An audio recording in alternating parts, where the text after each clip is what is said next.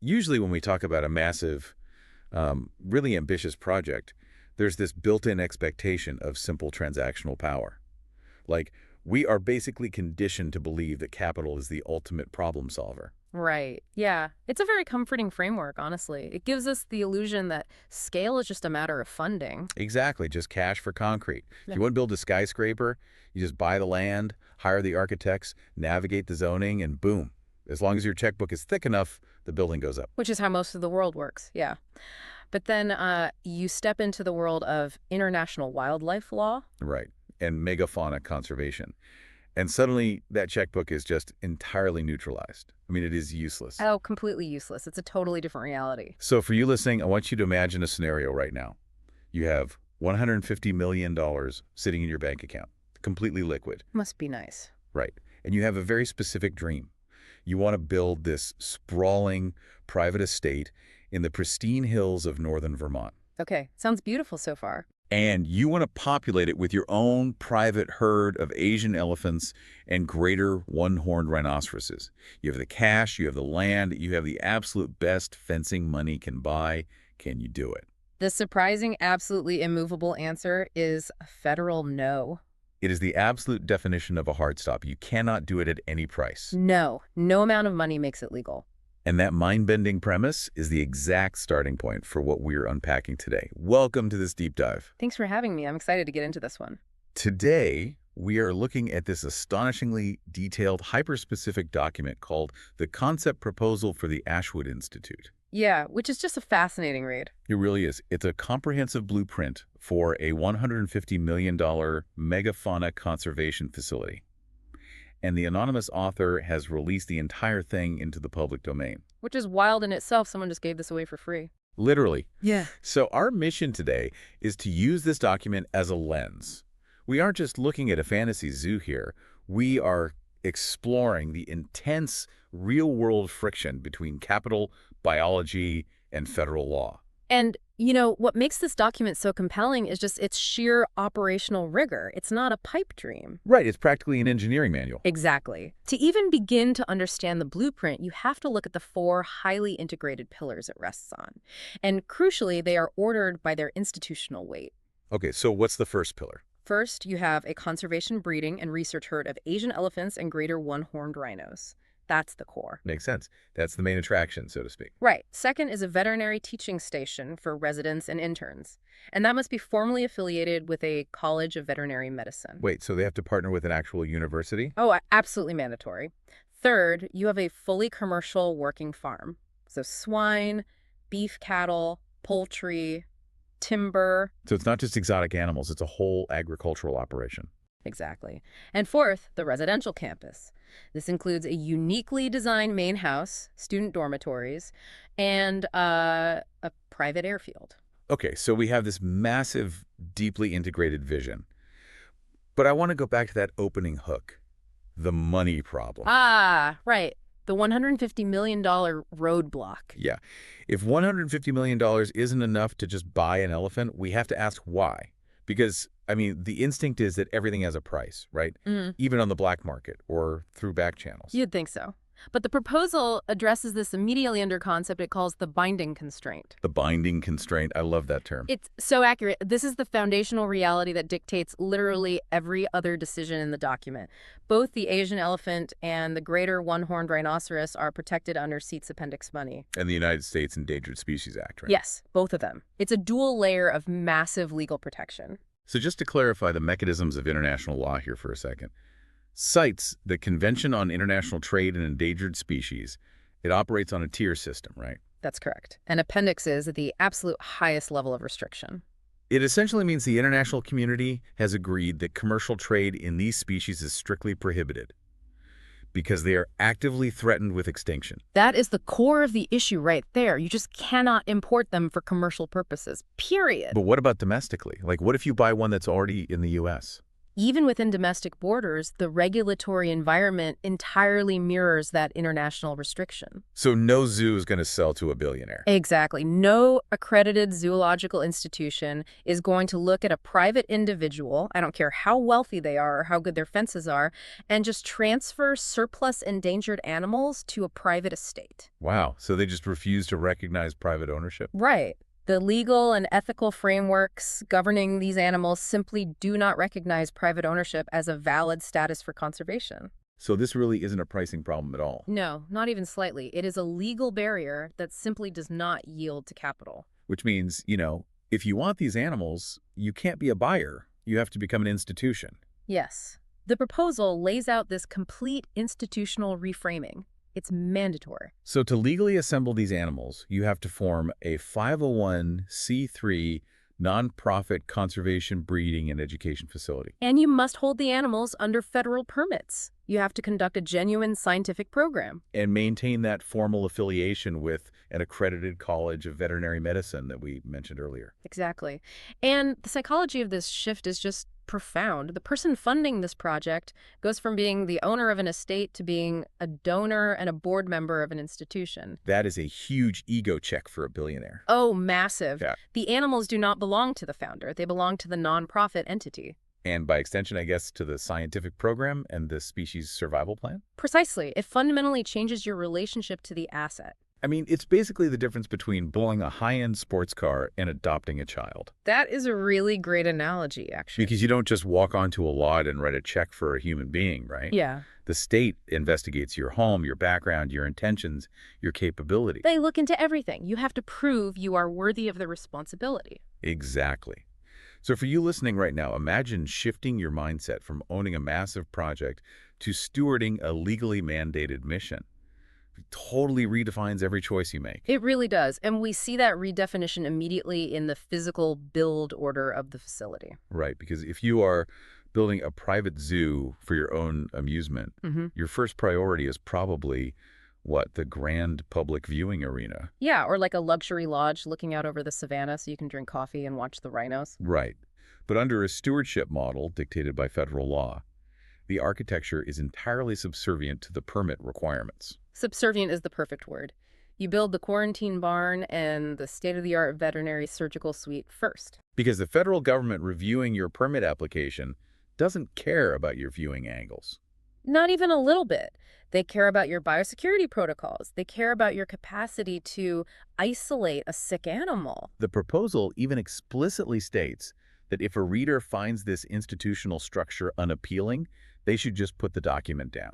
Yeah, it's very blunt about that, because there is no version of this project that survives without that structure. Okay, so assuming we accept this stewardship model, we've set up our nonprofit, and we have our vet school affiliation. Right, the legal groundwork is laid. Now we need the physical footprint. Yeah. And the document specifies the need for exactly 2,000 acres in northern Vermont. Which is a huge tract of land. Massive. Now, Vermont obviously has a strong working landscape culture, but securing a contiguous 2,000-acre parcel with the specific infrastructure required is a massive hurdle. Oh, the physical criteria they list are incredibly stringent. It's not just empty land. Right. First, you need reliable three-phase electrical power. And we aren't talking about standard residential wiring here. Not at all. A facility of this scale is running commercial veterinary equipment, massive ventilation systems, and complex energy infrastructure. Which requires heavy industrial power grids. Exactly. And those are often completely absent in remote, pristine areas where you'd typically want to build something like this. Plus, you need high-yield groundwater. Because the hydration and sanitation demands of megafauna are just astronomical. Right, they drink a lot of water. And then there's the runway. You need a private turf runway. Yeah, a runway for an elephant sanctuary. I know. Initially, that sounds like the ultimate billionaire luxury perk. Like, of course they want a private airport. Right, so the founder can fly in on a private jet. But if we are looking at this through the lens of logistics and animal welfare, it's actually an operational artery. It's absolutely critical for the facility to function.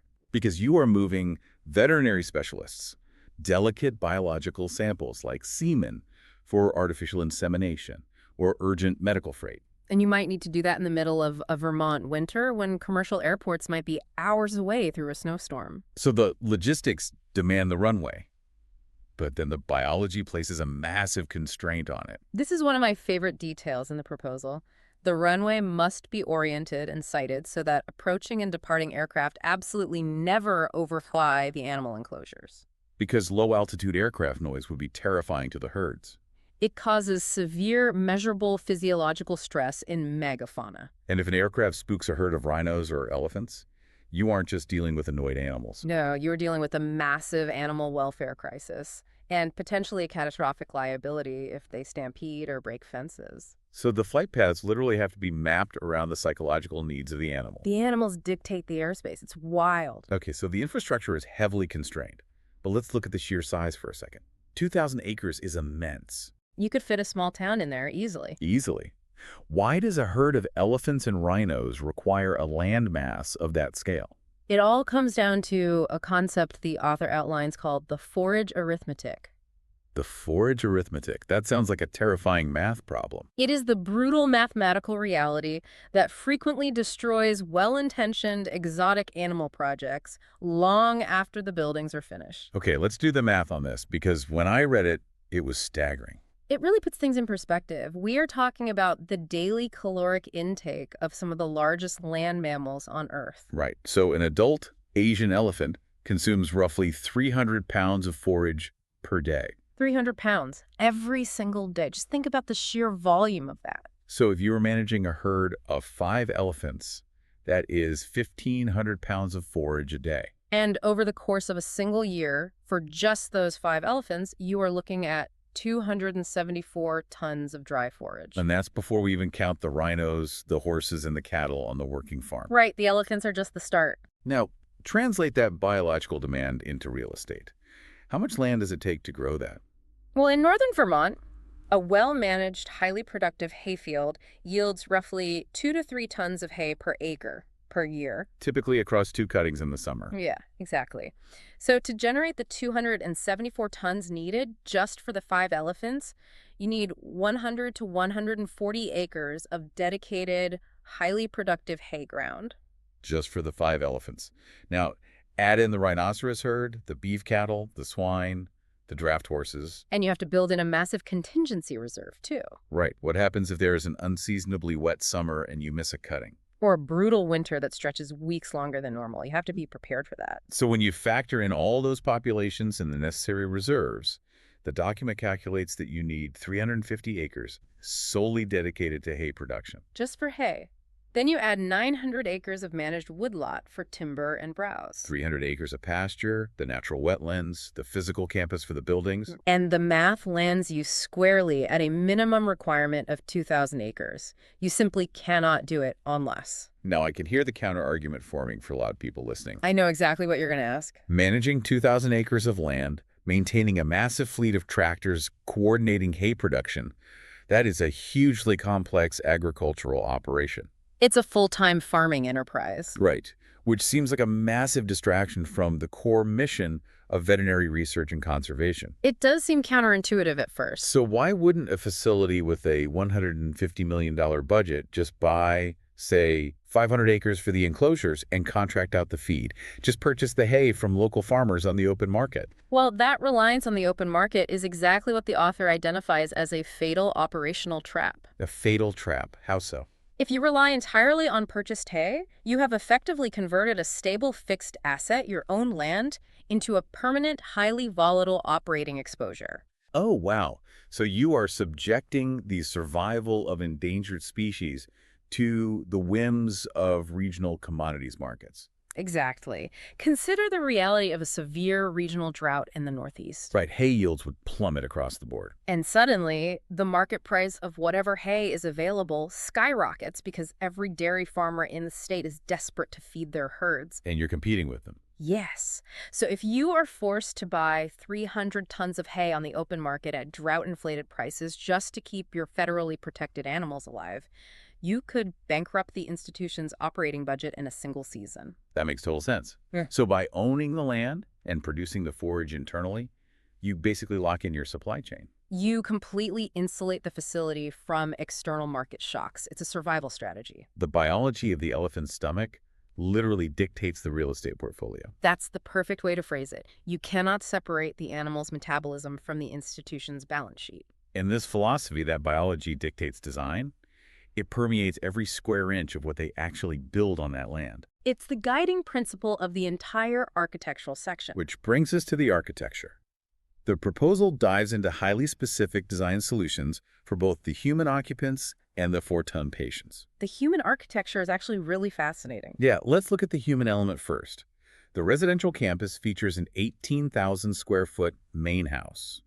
Now, normally, an 18,000 square foot house implies a sprawling mega mansion built for entertaining. Just a massive party house. Right. But this is designed as a wing plan house. It's engineered to solve a very specific psychological problem: guest strain. Yes, strain. I think everyone who has ever hosted family for the holidays knows exactly what that means. Oh, for sure. The author actually provides a really brilliant critique of traditional large format residential architecture. Right, because a massive farmhouse or estate designed to host extended family, visiting scholars, or veterinary residents usually fails in a highly predictable way. The guests are given a bedroom, perhaps an ensuite bathroom, but the rest of their living experience is forced into the host's communal spaces. Which means they have absolutely no autonomy. Zero.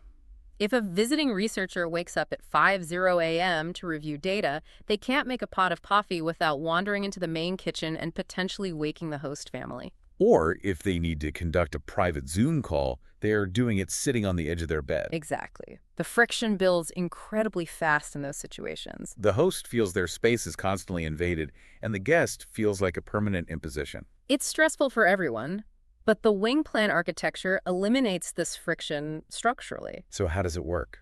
The house has a massive central core. So a great room, a commercial scale main kitchen, a central library. But radiating off that core are 4 entirely autonomous residential wings. It immediately makes me think of a space station. Yes, that's exactly it. You have the central command hub where the crew gathers for major briefings or communal meals. But attached to that hub are independent life support pods. Right. And when the communal time is over, you retreat to your pod, close the airlock, and you are completely self-sufficient. That architectural boundary setting is exactly what they designed. It's so smart. Each of these 4 wings features its own fully equipped kitchen, and not just a hotel kitchenette with a mini fridge. Right, a functional space where a family could prepare all their meals for a month. Each has its own private sitting room, a dedicated workspace with a door to separate it from the sleeping area, its own exterior entrance, a mudroom, and independent climate control. So the operational rule of the house is that a visiting scientist and their family could occupy a wing for 6 months, live a completely autonomous daily life, and only enter the central core when they actively choose to engage socially. It acknowledges human psychology and builds a structure to protect it. It's brilliant. But, the stakes of the architecture really skyrocket when we move from the human residences to the megafauna complex. That's where the engineering gets intense. We are looking at a 40,000 square foot heated elephant barn. And within that massive footprint, there are 2 highly specialized features that reveal the gritty realities of keeping these animals. The first one is the dedicated foot care bay. Right. Why is foot care such a massive architectural priority? Well, in captive elephant management, foot pathology issues with the foot pads, the cuticles, the nails is the leading chronic health problem. Because they're so heavy. Exactly. An elephant's skeletal structure is supporting thousands of pounds of weight on a relatively small surface area. If the integrity of the foot fails, the animal's overall health rapidly cascades downward. Because they simply cannot offload that kind of weight to recover from an injury, right? Like a horse with a broken leg. Right. It is actually a principal cause of euthanasia in the species. Wow, just from a bad foot. Yeah. Therefore, daily meticulous foot care is not optional. It is literal life support. However, in many older or underfunded facilities, checking an elephant's feet is a huge ordeal. It really is. It requires moving the animal, setting up temporary barriers, hauling in heavy tools, and bringing in extra staff. It is a logistical production. But the Ashwood proposal mandates a dedicated, permanently configured foot care bay built directly into the primary barn. You integrate the medical necessity right into the daily traffic flow of the building. So the bay features specialized drainage, recessed lighting to illuminate the underside of the foot, built-in hydraulic restraints that are comfortable but secure.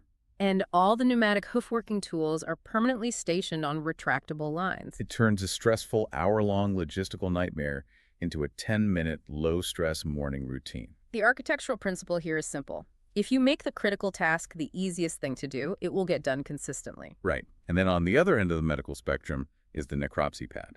Yeah, this is a grim topic, but it is a masterclass in planning for the absolute worst-case scenario. It's the unavoidable reality of zoological stewardship. Every animal in your care will eventually die. True.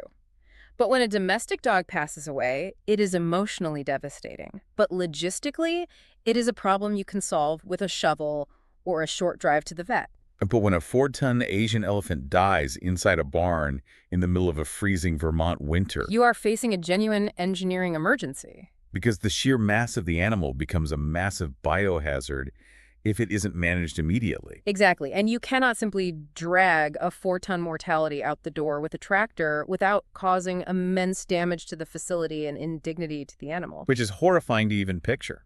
Many facilities actually fail to plan for this eventuality, but the Ashwood Blueprint designs a specific heavy-duty concrete pad within the medical suite, And it features dedicated, biosecure drainage that leads to a separate containment system. ensuring fluids don't contaminate the local watershed, which is critical. But most importantly, the ceiling above the pad is fitted with a heavy-duty gantry crane capable of lifting and maneuvering multiple tons. You literally have to design industrial lifting equipment into the ceiling structure just to handle the end-of-life process. Furthermore, the federal permit requirements demand that you have a contracted rendering or incineration pathway legally established and verified before the first animal ever sets foot on the property. Yeah, if you do not have a fully engineered plan to safely, legally, and respectfully manage a 4-ton mortality, you have no business acquiring the animal in the first place. It really hammers home that stewardship mindset. Yeah. You are accountable for the animal's existence from the moment it arrives until long after it passes. That's a heavy responsibility. So the buildings are up, the foot care bay is active, the necropsy pad is engineered. The question becomes, who actually lives in this facility? And the document outlines the animal program in incredible detail. And once again, biology forces the authors to make some incredibly specific, counterintuitive choices about the composition of the herds. Let's look at the elephants first. The proposal specifies a herd of 4 to 6 cows and absolutely 0 resident bulls. Which is wild. For a facility explicitly designed for breeding and conservation, intentionally excluding a male seems contradictory. It does seem that way at first glance. How do you propagate the species without a bull on site?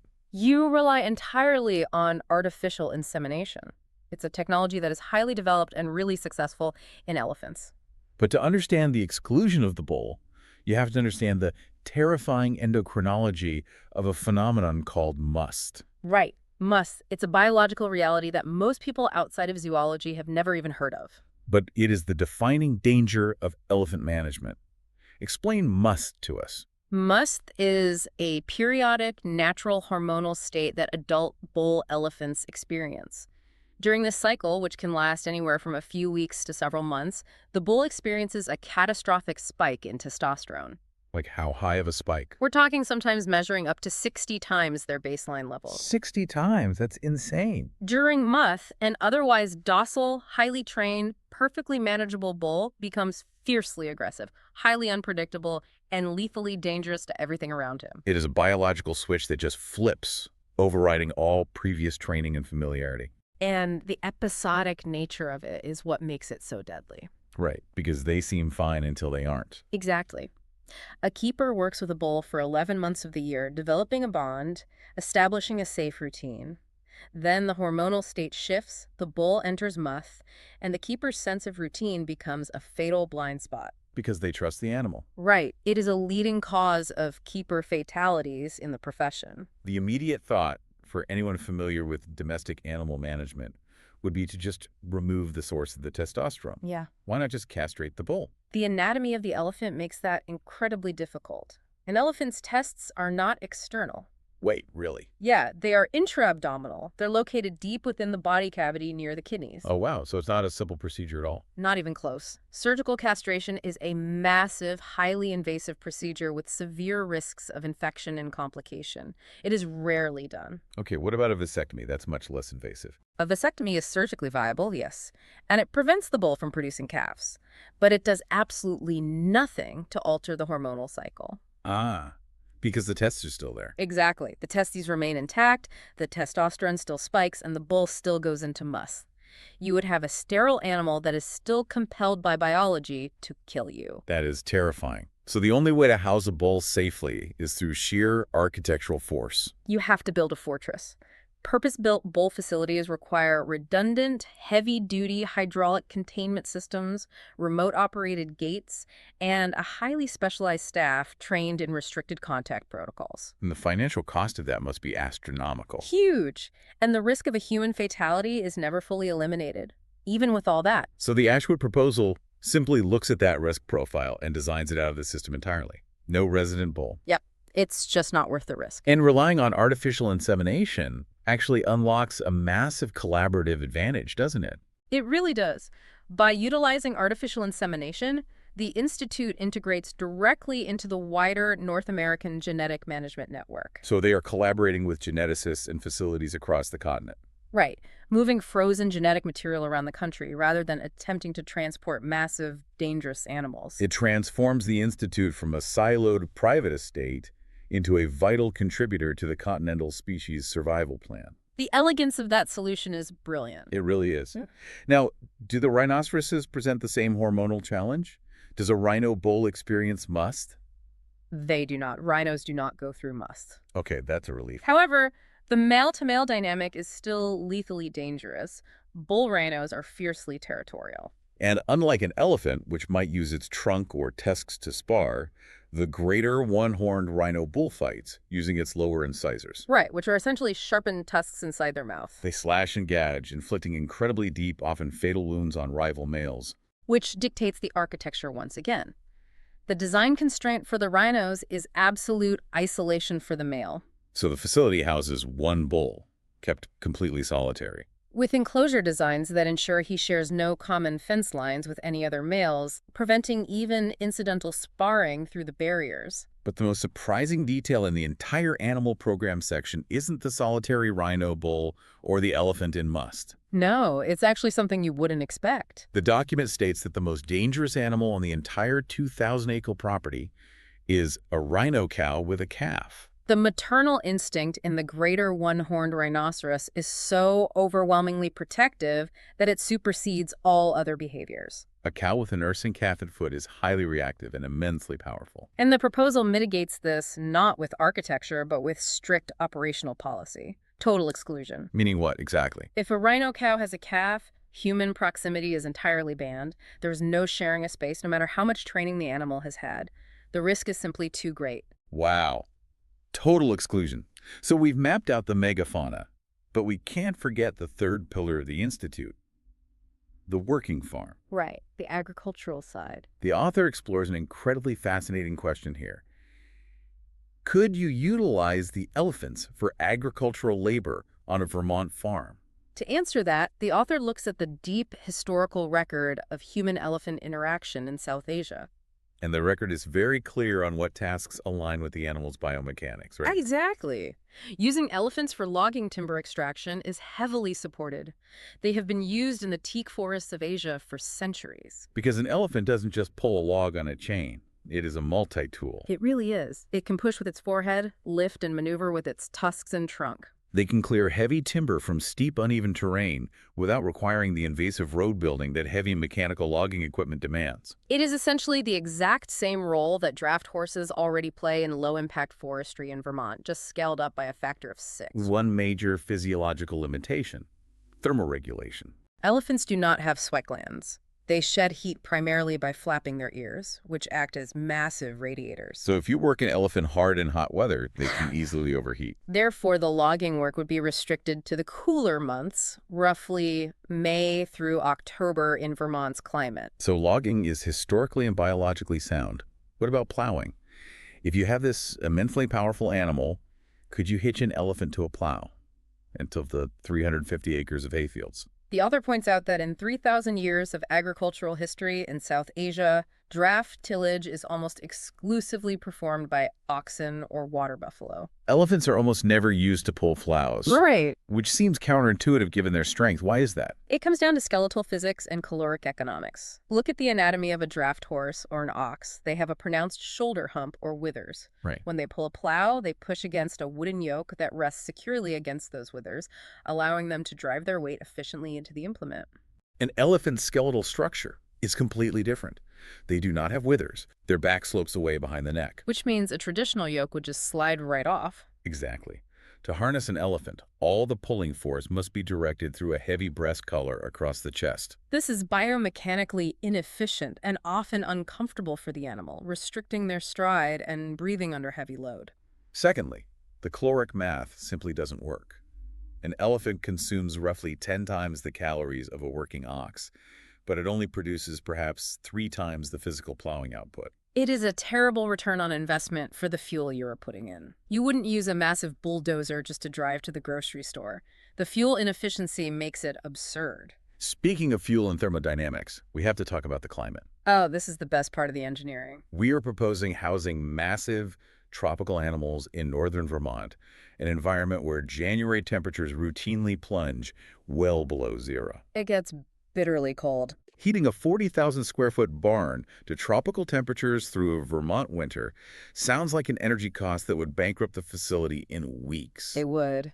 But this brings us to what is arguably the most elegant piece of engineering in the entire blueprint: the closed loop. The closed loop. The facility solves its massive energy crisis by taking its largest daily waste liability and engineering it into its primary energy asset.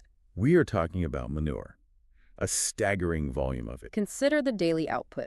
An adult elephant produces between 200 to 250 pounds of manure every single day. Multiply that by 5 elephants, add a herd of 8 rhinos, plus the beef cattle, the swine, and the draft horses on the working farm. You are managing a continuous, massive stream of biological waste. In most systems, that is a disposal nightmare. How do they convert it into an asset? They feed the entirety of that waste stream into an anaerobic digester. Let's unpack the chemical mechanics of this because it is fascinating. An anaerobic digester is essentially a massive sealed industrial tank. Inside this tank, the organic matter, the manure, is broken down by complex communities of bacteria. And the critical factor is that this decomposition happens in the complete absence of oxygen, hence anaerobic. Right. As the bacteria digest the volatile solids in the manure, they release biogas, which is primarily composed of methane. And methane is an incredibly potent combustible fuel. Exactly. The facility captures this methane gas and pipes it into a combined heat and power plant. The gas is burned to generate electricity. But more importantly, the immense heat generated by the combustion process is captured and used to heat water. That hot water is then pumped through the radiant floor slabs of the massive elephant and rhino barns. The symmetry of this system is beautiful. I want you to picture the life cycle of a blade of grass here. It's poetic, really. The elephant eats the hay that was grown on the estate's 2,000 acres. The elephant's digestive tract processes that hay, and the resulting waste goes directly into a biological machine. That machine generates the exact thermodynamic fuel required to keep the elephant's own habitat at tropical temperatures through a blizzard. The elephant is effectively functioning as a giant biological furnace for its own survival. It is the ultimate closed-loop system.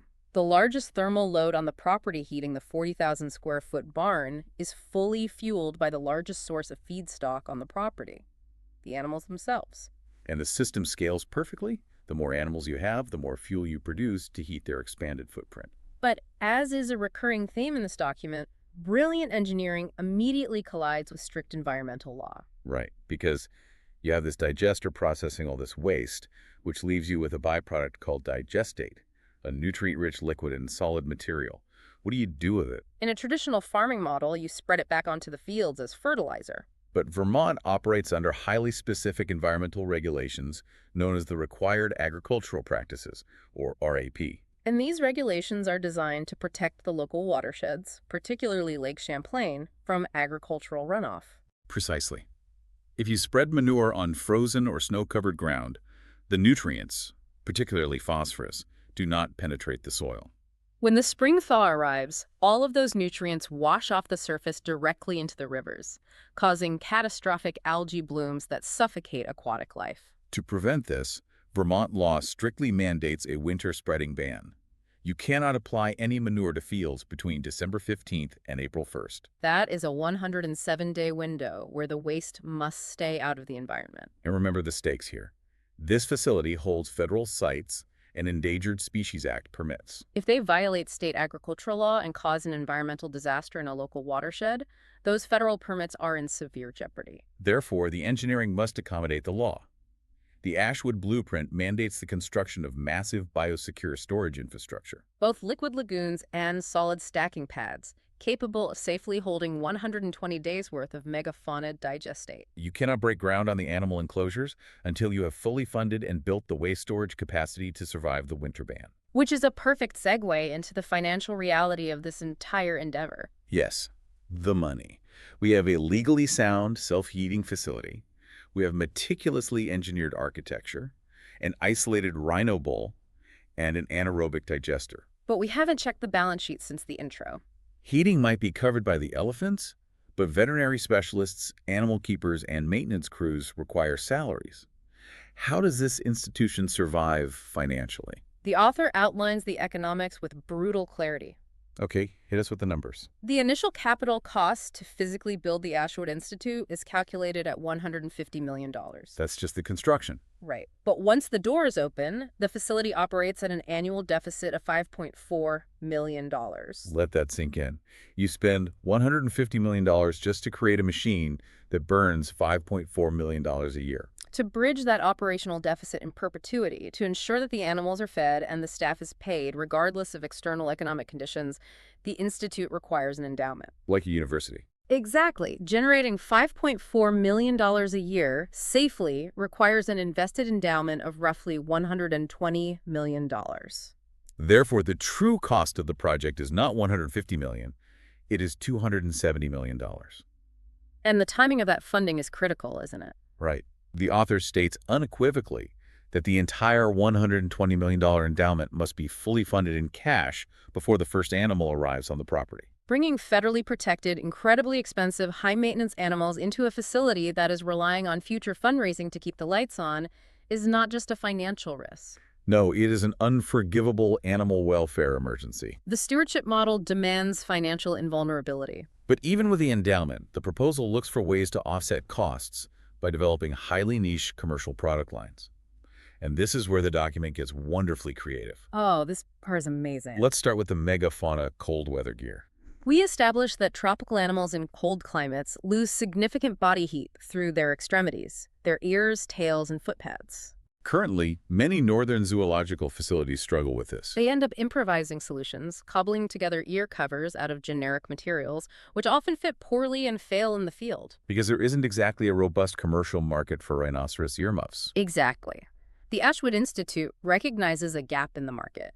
Because they have resident herds and a massive specialized veterinary program, they propose an on-site manufacturing initiative. So they would design, prototype, and field test highly specialized cold weather gear. Custom-fitted elephant ear covers, insulated tail sleeves, and specialized topical skin emollients to prevent rhinoceros skin from cracking in the dry winter air.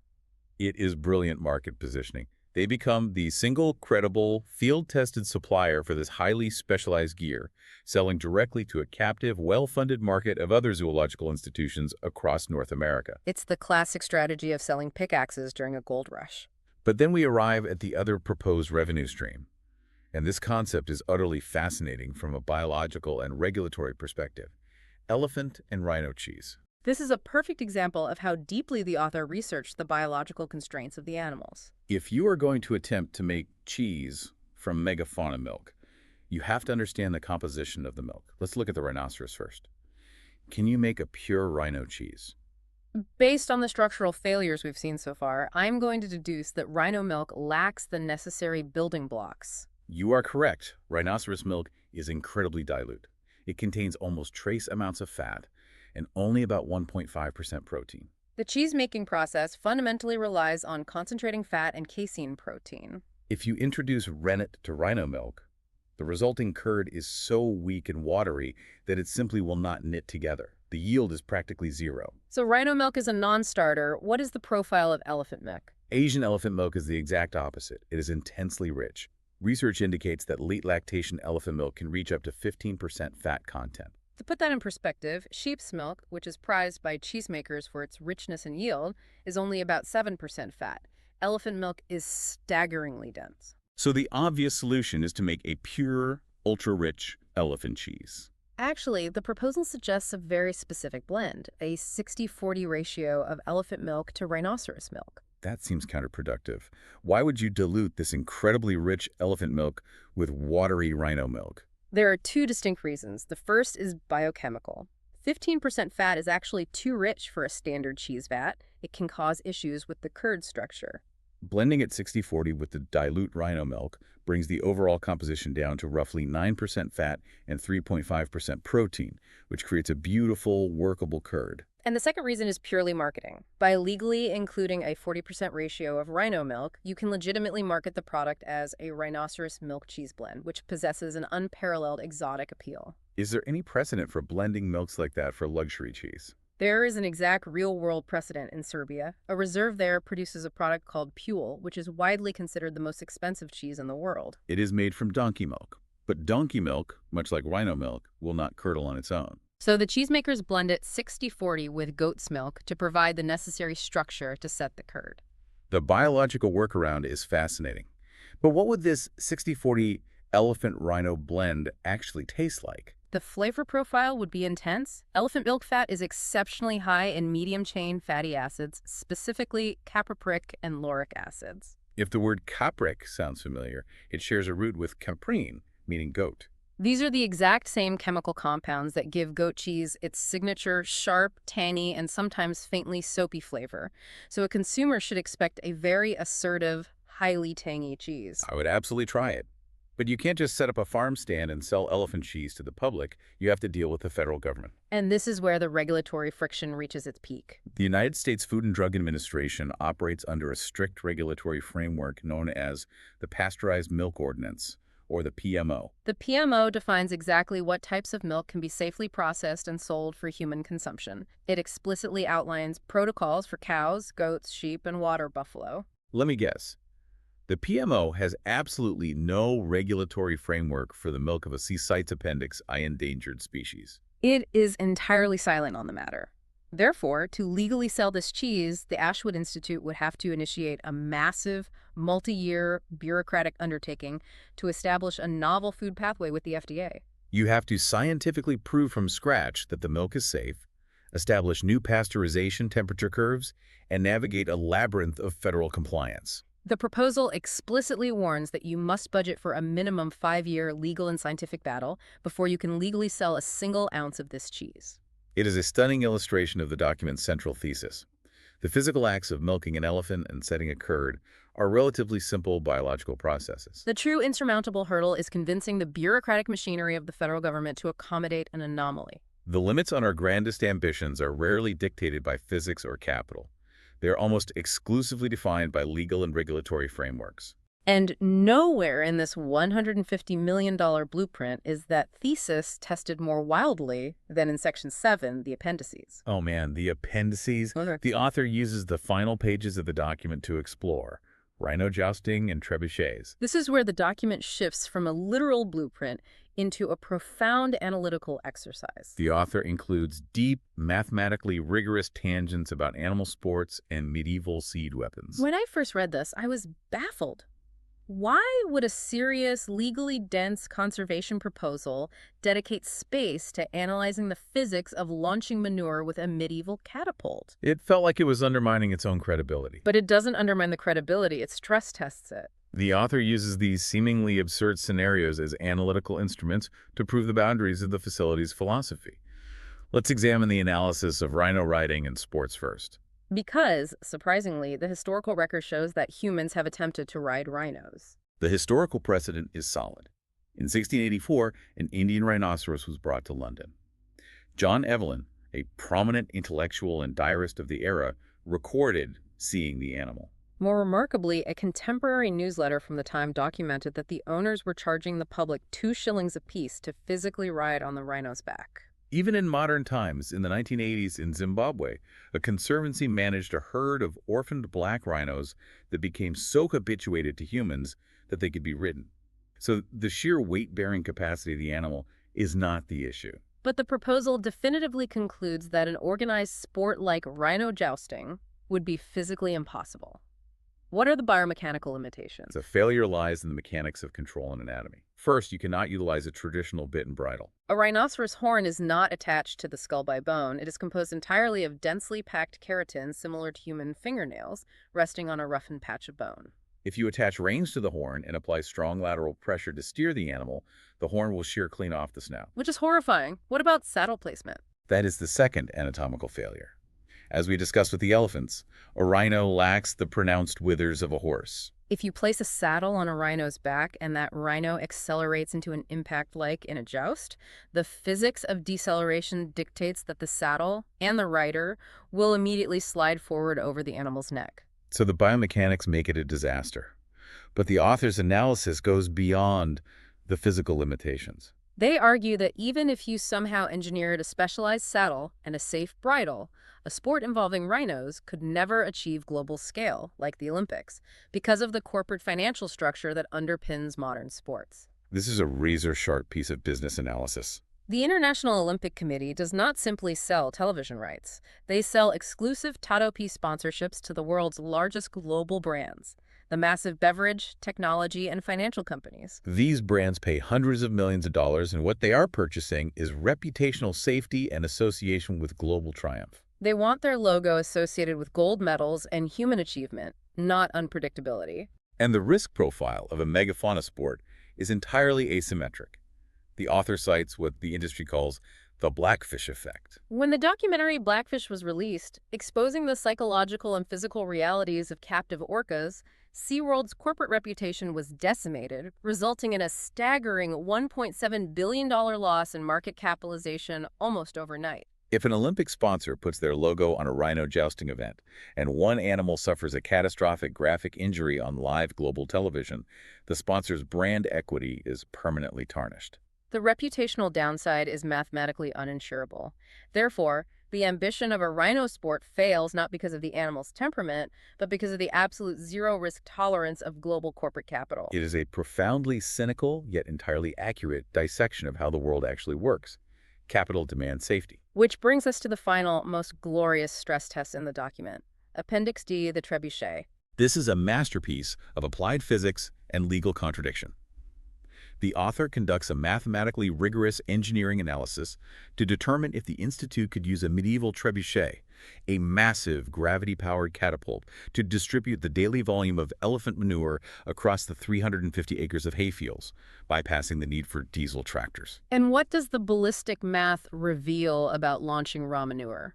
The math demonstrates that raw ambient temperature manure is a fundamentally flawed projectile. It lacks internal structural integrity. If you load 50 kilograms of raw elephant manure into the sling of a trebuchet and subject it to the massive G-forces of the launch arc, the payload will disintegrate mid-swing, showering the operator and the immediate area in waste. Which is a hilarious image, but a mechanical failure. However, the author finds a workaround. They calculate that the ideal aerodynamically perfect projectile would be frozen manure. A frozen mass has the density, the structural integrity, and the ballistic coefficient to withstand the launch forces and achieve massive range across the fields. The physics work flawlessly. But wait, to freeze the manure naturally, it has to be the dead of winter. And we established earlier that the Vermont required agricultural practices legally prohibit the spreading of any manure on any fields between December 15th and April 1st. Exactly. The one precise moment of the year where the laws of physics allow the trebuchet to function perfectly is the exact same moment where the laws of the state of Vermont strictly forbid it. The moment it becomes physically possible, it becomes highly illegal. And that is exactly why this analysis is included in the document. The trebuchet is not a joke. It is an analytical proof. It demonstrates with absolute clarity that our grandest, most creative ambitions are rarely blocked by gravity, mechanics, or a lack of funding. They are blocked by zoning laws, environmental regulations, FDA pathways, and insurance liability. It all circles back to the very first premise of the Ashwood Institute.